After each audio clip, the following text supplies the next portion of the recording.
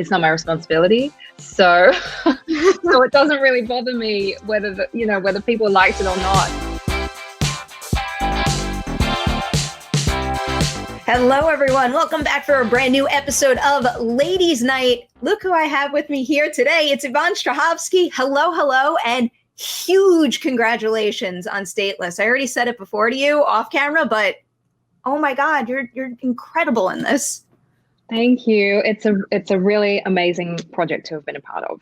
I really cannot stress that enough. But before we get there, we got to go back to what got you into the business to begin with. Do you remember the movie, the show, the performance, anything at all that made you say to yourself, I've got to be an actor?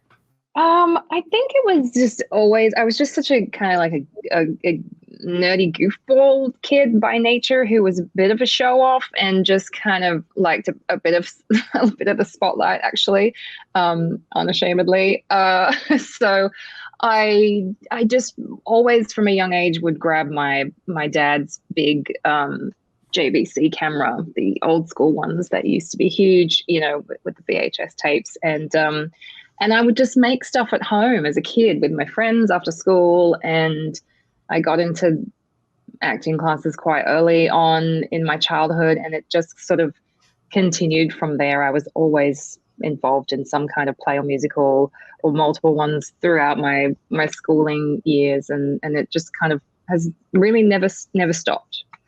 What kind of stuff were you making as a kid? And do you find that now you gravitate towards similar roles in the real world?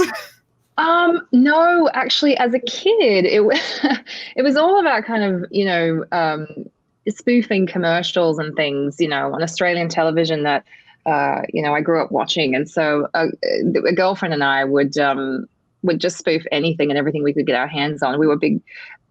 There was an Australian show, a couple Australian shows growing up, these sketch comedy shows that would spoof a lot of stuff called Full Frontal and Fast Forward. And I think Full Frontal at the time when I was growing up was kind of a big thing. And we would just make fun of everything and just kind of, I don't know, and then do things like, make our own documentaries and things like that. I mean, they're ridiculous and and silly, but it was a fantastic outlet for a kid. You give them a camera and you let them explore their imagination. Yeah. I hope you still have some of that stuff. I have some of that stuff. Yeah. Yeah. One day you must share. So you're a kid who loves making this stuff on your own, but how is it, I guess, convincing your family that, because, breaking into Hollywood and that kind of stuff is a dream, and it's very difficult to get in there and actually make a career out of it. So how was it convincing, your family, your friends, your loved ones that, this is the right path for me to pursue? Yeah, I mean, that was a little challenging at the beginning. I mean, my parents weren't too thrilled with the idea of me pursuing an acting career to begin with. I mean, obviously they came around very quickly, and they're 100% supportive, as they have been for a very, very long time now. But I think they had initially kind of thought that I might, get a steady kind of job and go into, I don't know, medicine or law or something, that offered a steady lifestyle. And I don't know, I think I'm just stubborn and persistent, and I just wasn't having it any other way, really. And I just pursued it, and it's just kind of all I've really known what to do. So yeah, here we are. Take out stubborn and swap in the word determined, and that's probably more appropriate. Sure. So they took some convincing there, but what about in your own head? Was there a moment or maybe a specific gig that you booked that finally made you think, I'm not just trying, I'm here and I'm doing it now? I sort of, well, when I got here, I definitely had that moment. Getting here was a little trickier. I grew up in Australia thinking that I would want to come to the States eventually to try my hand in it. Never really thinking that, I would get as far as I've come today, and I've been super lucky. But at the time growing up, and this is like, I don't know, this is probably going to be like a thing that a lot of people connect with, but I had a terrible acne problem. And I used to always think, I can't go to the States with this acne problem because I'll never get a job. Having worked in Australia and having been rejected from a couple of jobs because of my skin problem at the time. And so obviously it's like a, obviously a psychological thing to work through. And I remember that a group of friends of mine had convinced me to come with them. And it was really only because of that. And then I told my agent that I was wanting to come here, that I was encouraged and had a support system, and thought, okay, I'll give this a go. And I did. So yeah. That's crazy. It makes me mad that you kind of ran into that problem, because that's a very difficult thing for a lot of kids to experience out there, even if it's just, amongst friends. So the fact that you were actually like rejected from something for it just kind of makes me fume. Yeah, I mean, it's definitely it goes into all that body image conversation that we have, and what people deal with, and how psychologically scarring it is, and how you work through them. And ironically, for me, my face is my job. It's my tool. It's what I use predominantly in my craft. And so, yeah, it's been an interesting journey, and not something that I really ever talk about, but I think it is important to talk about it, because I know so many kids grapple with this. They go to school, they don't know how to deal with it. They get teased for it. I mean, it's all kinds of things. You lose a job for it. I mean, yeah. Yeah, no, I definitely, I mean, we'll come back to this, but I always think it's very helpful to talk about bumps in the road and overcoming it, because you never know who out there needs to hear that story now to overcome their own. Exactly. One random thing I wanted to ask you about, because it kind of fascinates me, is how many people in the industry have to change their names when they're first getting started, or in your case, change the spelling? And was that a thing that you really had to discuss and work through in your own mind, or was it kind of just no big deal? No, it wasn't no big deal. And it's funny you mention it, because I did think about this the other day on my own. I thought, gosh, if it was now, I probably wouldn't have done it. It was part of, I guess, the culture back then, this like old kind of Hollywood thinking where, to anglicize your name a bit more, or make it less complicated or less of a mouthful. And yes, of course, it is a mouthful. I spell it differently to what it is actually, how it's actually spelled. But I kept thinking, if everyone can get past Schwarzenegger and learn how to say that, then surely they can learn how to say my name as well. Which is why it just always rubbed me the wrong way to change it to something completely different, which was suggested. So I kind of went for this phonetic spelling version.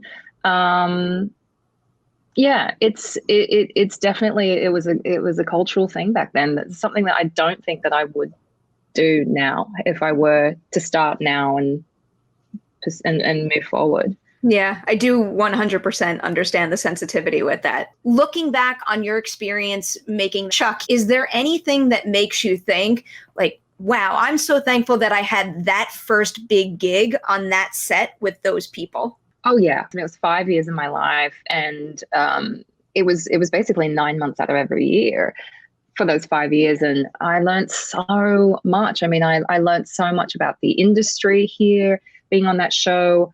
I learned about American comedy. I learned about what sets are like. I learned, everything. I learned how the industry really works. It wasn't as if I had worked extensively in Australia. I mean, I'd started my career there and been there for 3 years and worked on a couple of TV shows. This did feel like a grander scale for me, especially because of the nature of the show, the stunts, the green screens, different locations. And also Chuck was such a show that was always on the edge of whether it was going to be cancelled or not. We had such an astounding fan base that kept us on for so long, and we were successful because of that. And so it was a big journey. I'm so grateful to have had that experience. I don't know if you ever experienced this, but I know when you're first starting out and you're newer to something, it can be scary to ask a question that maybe in your mind feels silly. So were there any seemingly silly questions about the way things work on a set that you wish you had the nerve to ask earlier on? No, I don't remember feeling that way, because I honestly kind of felt like I don't have time to even feel my own things right now. It's just sort of like go, go, go. So it's almost like being in survival mode. And one thing I was going to say earlier was that we were also quite a little bit under budget with Chuck. So everything was always, not enough time, not enough money. And so we worked immensely hard. I mean, the crew worked tirelessly for hours. I mean, sometimes I feel like we were doing 90-hour weeks from Monday to early Saturday morning, and then back at it at 5 a.m. on Monday again. So it was intense. You just didn't really have time. In the beginning, I didn't have time to sort of really digest a lot. It was just kind of go, go, go, and get thrown in the deep end, and we're making this show. If you had the opportunity to learn about any specific set of a film or television crew, their job and what it entails, what would you choose and why? Of anybody to do with the entire production? Anybody at all. I mean, I have a great interest in what the producers and the directors do. I've been having, that's an interest of mine for sure, because I would like to move into that world. I came from that in a way from Australia in the theatre world. So once I had graduated from theatre school, which is 3 years, a friend of mine and I started a theatre company there. And it was the two of us, and we ran it basically. She brought in scripts that were from her home country, from Finland, translated, adapted them to Australian audiences, produced them, cast them. We made the sets. We did everything. And so, it was that sort of experience that we were taught that in drama school. We were taught that employment was hard in the acting world, and you had to sort of pave your own way, and that's what we were doing. So I'm really interested in coming back to that and developing and creating. I love the sound of that. It's just like one of the many things that fills me with joy when I see someone who's accomplished so much wanting to, tell stories their way and put even more of their voice into a project. So I look forward to seeing what you do in that department. Thanks. I did want to ask you a little bit about Dexter, too. Having gone from Chuck, a show that you were a part of the entire time, to a show like Dexter where you joined later in the game and it was so insanely popular. What was that like? Was it very easy to kind of just like blend into that group and kind of get going with the flow that they had already created for 6 seasons? Yeah, I was hyper aware that I was the newbie. It did feel like the first day of school, except I was joining 7th grade. 7th grade. But, that was, you just never know what to expect. But ultimately, Michael and everybody else were incredibly welcoming, and I had a blast. I had a blast working with that strange character of Hannah McKay, and predominantly working with Michael. And I was just so impressed with him, and Jen and everybody else and what they brought to it. And it was lovely. It was lovely to be welcomed into a show like that, and also as a springboard away from the world of Chuck and everything that I had been known for up until that point. It was lovely to be entrusted with this role, from the creators and people who hadn't necessarily seen me in something like that. And I'm not sure how much of a leap of faith that might have been for them, but it's appreciated on my end, because that's all I've ever wanted to do is do different things and not do the same thing over and over again. It's crazy to think of how many different things you've done since that too. So it seemed to get the ball rolling in a very good way there. Yeah, I mean, I think that's the struggle for everybody too, isn't it? In the acting world, is you do one thing, you become kind of a little bit known for it, and then suddenly everything that comes your way is a version of that. And so many of us, I think, for so many different reasons, are trying to break away from that and explore the scope of the rest of what we have to offer, whether it's your race or your size or the color of your skin, or I mean, anything. I feel like there are so many different versions of people being kind of placed in a box and then fighting to get out of that. Yeah. Still a little too much of that, but it's exciting to see people chip away at it. Before we leave Dexter, I did want to ask you a little bit about the ending of the show. And specifically, I mean, you know the talk that's been about that ending. You know, it's divisive. Some fans like it, some fans don't like it. And when they don't like it, they really don't like it. But how is it from your perspective as an actor in the show who isn't responsible for the writing? How do you kind of deal with that intense fan base and, you know, kind of, I don't know, embrace how you feel about the ending, but also respect the other side of it that's been invested since day one? I appreciate both sides. I got a little bit of an insight into why they did what they did. I mean, from memory, gosh, it was a long time ago, but it was just sort of about having Dexter have nobody, and that was kind of the ultimate jail in a way for him to not have anybody left. And then, you know, and then I get the fans as well. I get that perhaps it wasn't sort of the most dramatic ending that they had longed for. Maybe they wanted to see more blood and gore, you know, but I think you've nailed it. It's not my responsibility. So it doesn't really bother me whether people liked it or not. It's just something that I was a part of. And yeah. Yeah. I mean, like, on the one hand, I know people can get too out of hand sometimes with stuff like that, but I don't know. I tried to hold tight to the fact that it's all coming from a place of passion and dedication.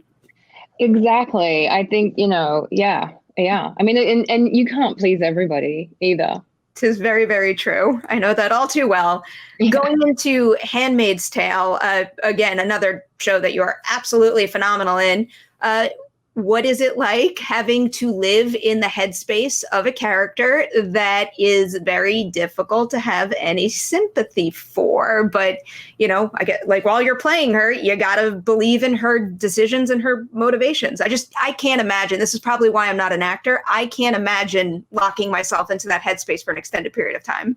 Yeah, it is strange. I do sit in this weird space of really understanding her, because I have to, and justifying every single one of her moves and getting it, and then kind of, you know, and then performing it, and then stepping outside of that and going, oh, this is not the kind of person that I want to align myself with. And ironically, I'm probably the most aligned with her because I play her.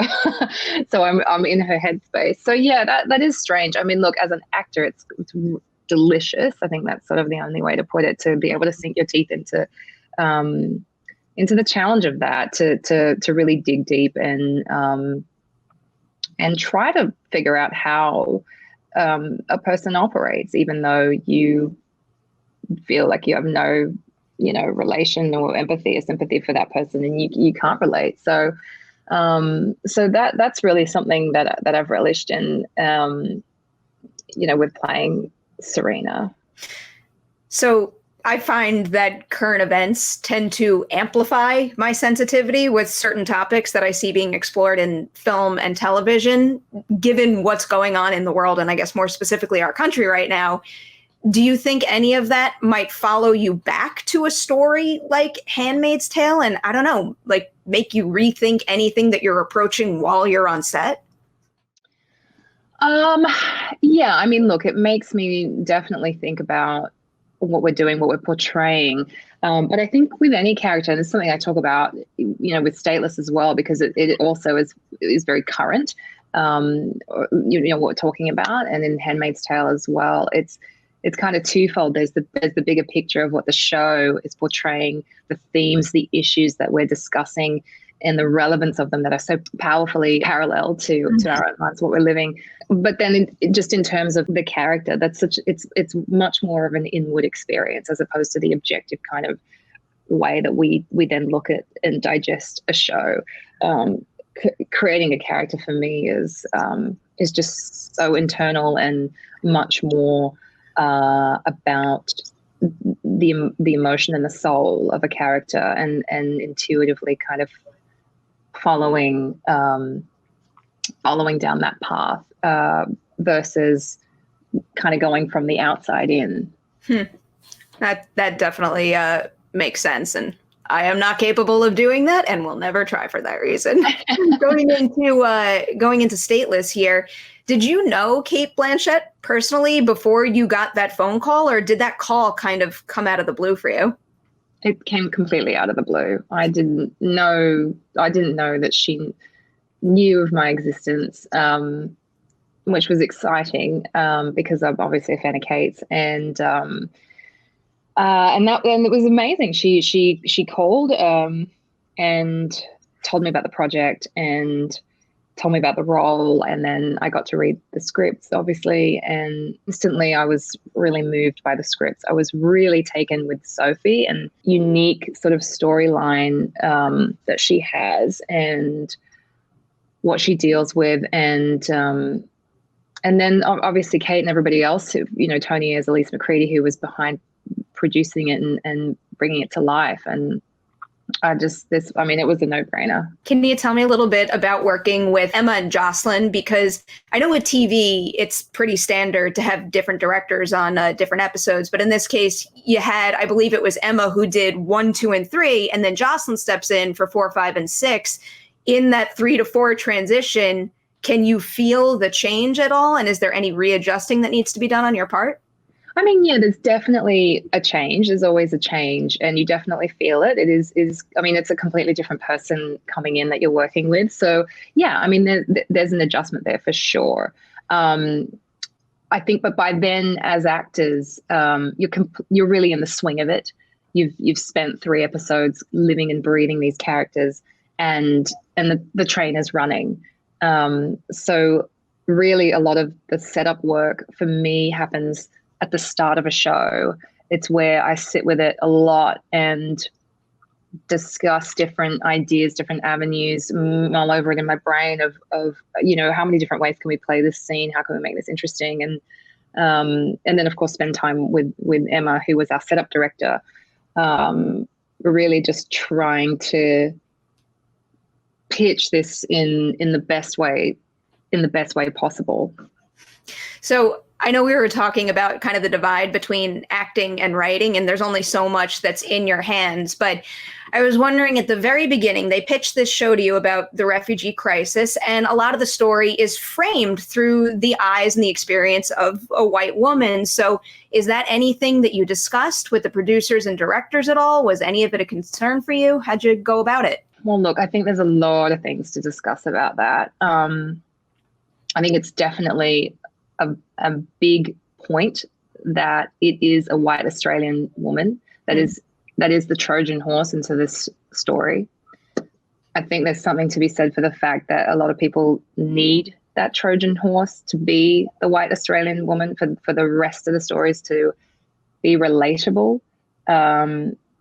Certainly in real life, when there was a white Australian woman in a detention centre in Australia, it brought a huge spotlight to those, to what was going on in the detention centres there, which were at the time onshore. Now we have offshore detention centres in Australia. So there's definitely something to be said about that. It was something I noticed straight away. And it's definitely, obviously, and this is something that people have talked about. There's 3 white main characters and then a non-white main character, and we're talking about statelessness, and there's that, and so that needs to be said as well. Mm-hmm. I think one of the positives that come out of a story like this is that we're showing the experience of a detention center and how it fails people, essentially. through different angles. You've got the experience of a guard who is working there, who is morally challenged by what he's witnessing and having to do. You've got the experience of the bureaucrat, the government official coming in who's helping run it, who has to be the face of it, and how that challenges her integrity. And then you've got Sophie, the Trojan horse, coming in. And then you've got Amir, so incredibly played by Faisal, who represents the now 80 million displaced and stateless people in the world, which is, I mean, for me, that's the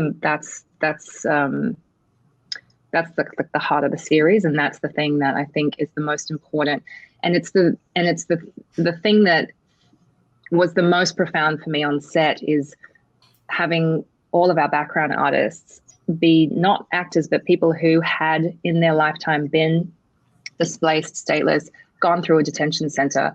That to me was the biggest moment of, wow, I mean, this is now sort of a very real experience. To hear firsthand of people having their families killed, people not knowing whether their families, their husbands, their kids were alive or dead for 5 to 6 years while they're trying to escape a country, because it's a life and death situation, because they will be killed, and coming and going on this journey and ending up in a detention center where, where is our humanity at this point, on the other end for them. And just really full on, and important for me to have had that experience and witness, one of the gentlemen that we worked with had been in the detention center up the road from us and had experienced that for however many months he was in there. The man that you see sitting on a chair in the compound that says nothing throughout the show, he sits there in his suit with his suitcase by his side. That was Burhan plays that man, and speaking to him, just so many stories, and he represents a real person who did that because they couldn't go anywhere. They're stateless. They're not able to start a life anywhere. And so to me, that was important. And I kept asking, like, why come here? Why relive this? And why, I mean, you've been through so much, why come here and be part of this? And a lot of people said, because this is the story we want to tell. This is the story that needs to be heard, and we want to tell this story. And that to me was the most kind of powerful thing out of everything. For anyone else out there like me, where the show made a huge, huge impression, I can't stop thinking about it. I want to do something about it. Having worked on it, what have you found in order to help make this situation better, that maybe you can give a resource out there to someone else who's looking to help? I mean, education is the key, it's shows like this where we can connect back to our humanity and understand what this is like at a human level. We're all humans. We all have people around us. We all, most of us love someone or have some kind of connection to a sister, a brother, a parent, or whatever. And it's that part of this issue that I think we need to connect back to and remind ourselves of our humanity. And ultimately our relatability to everyone in this world, and understand that, countries like Australia were founded, with people who were immigrants and refugees, creating their lives there. I mean, I'm a product of, I'm a product of immigrant parents. I'm first generation Australian. I'm the only Australian in my family. My parents came to Australia, and I'm, half my friends have the same story. So I think it's just realizing that how close we really are to this issue. Ask ourselves, what would it be like if we were in a scenario where it was worst case scenario, and staying educated about the issues across the world and where this is happening. I mean, this is happening everywhere. I mean, 80 million is a massive number, and it's easy to feel really hopeless. And I certainly do feel hopeless, but there is a way to continue the conversation, start a conversation. Stateless does that. I mean, I've seen that among my friends and people. It definitely starts that conversation and have our eyes and hearts open. I know we're only one teeny tiny piece of the puzzle here, but since watching the whole series, I'm quarantining with my family right now. Since watching the entire thing with them, no one's been able to stop talking about it. So, I mean, you guys definitely ticked that box in that respect. I did want to throw up kind of like the spoiler warning very quickly to ask you one spoiler question about the show. And I know there has to be so many different answers to this question, just given how many like extremely emotional moments Sophie goes through. But is there any particular scene that made you kind of, I don't know, circle that shooting day in red on the calendar and say, on that day, I'm going to have my work cut out for me? Oh, yeah, I think there were a few. A few of those days. You know, one that comes to mind, and not like I thought, oh, this will be challenging, but also incredibly kind of amazing at the same time, is the scene with later down the line with the psychologist, because that was my acting teacher from drama school. It was incredible to go back home and after all these years get to work with one of the people who taught me years ago, and so it was just such an amazing experience to be able to do that and work with Terry, having been a student, and the scene, of course, was so kind of layered. There was a lot going on there. There was the reality of what was actually happening in the room between Sophie and the doctor, and then all the alternate realities that Sophie was experiencing in her brain. And so that scene, I knew that was going to be a lot for the day, because I had to play all those different levels and go into it from all different kinds of angles. And so, yeah, but also how exciting. I mean, that was really, I thought, oh, this will be tough, but amazing. And that's the kind of stuff that really gets me going, really, when I get the opportunity to play characters that allow for those kinds of moments. Absolutely. As we wind down here, I did want to kind of go back and ask you a question just about, I don't know, I guess kind of the divide or maybe lack thereof now between film and television. Because when I look at everything that you've accomplished, you have very clearly had the opportunity to show off your talent and your great range when it comes to television. Then when I look at your filmography, and keep in mind, I have not seen every film you've been in. Obviously, I am exposed to like the big Hollywood releases. I feel like you're not getting roles that are deserving of your skill set. Is that how you feel? And do you think you're getting boxed in that respect? And is there any film on your filmography that you wish had the Hollywood-sized audience that people might not be aware of? I don't feel like I'm getting boxed in. Again, it's like going back to that journey thing. There's many ways in which people earn their stripes in this industry, in any industry, and my path has been predominantly through television, and that's fine by me. I mean, I've gotten to play the most extraordinary roles. I mean, Serena Joy is probably going to be one of the most memorable things when I look back, and hopefully if I live to be 80 or more, I can, Serena Joy will stand out, as will someone like Sophie Weiner in Stateless. It's so meaty. I think the beauty of television is that we get to flesh out these roles over the course of a longer period of time than you do in a film. And I am a sucker for being able to do that. It's really, really fun. It's really great to be able to build that and craft it. So hopefully the audience goes on that journey with you. Yes, film is that as well. Theater is that too, in a very different capacity. It's one take every night, which is also incredibly thrilling in its own right. But yeah, I mean, I think hopefully I continue down this path, whether it's film or television. I think the paths are kind of getting so muddy now as to distinguishing which is which because of the platforms that are opening up. So it doesn't feel like such a huge divide for me, whether it's film here and TV here. It kind of feels like things are crossing over a lot because of the platforms. And in a shameless plug, there is going to be a movie coming out next year called The Tomorrow War that I'm really excited about, that I got to work with some fantastic people on. And Chris Pratt was obviously one of those people, and we had a blast. And it's going to be, hopefully people will like it, because I certainly enjoyed working on it. Did you get to work with Betty Gilpin at all?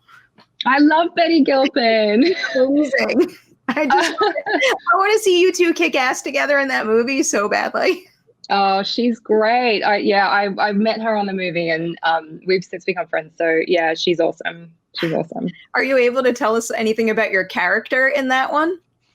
No. I wouldn't dare. I wouldn't dare. I'm too afraid of there's, yeah. That is the appropriate response. Everyone I know is just dying for that movie. I love the concept. That ensemble is incredible, but you already know that. I have to let you go now, but thank you so much for talking through everything with me, and especially for highlighting Stateless, because if anyone out there has not seen Stateless, all 6 episodes are available to watch on Netflix right now, and you do not want to miss it. Thank you again so much, Yvonne, and huge congratulations on Stateless and everything you've accomplished over the years. Thank you. It was a pleasure talking to you.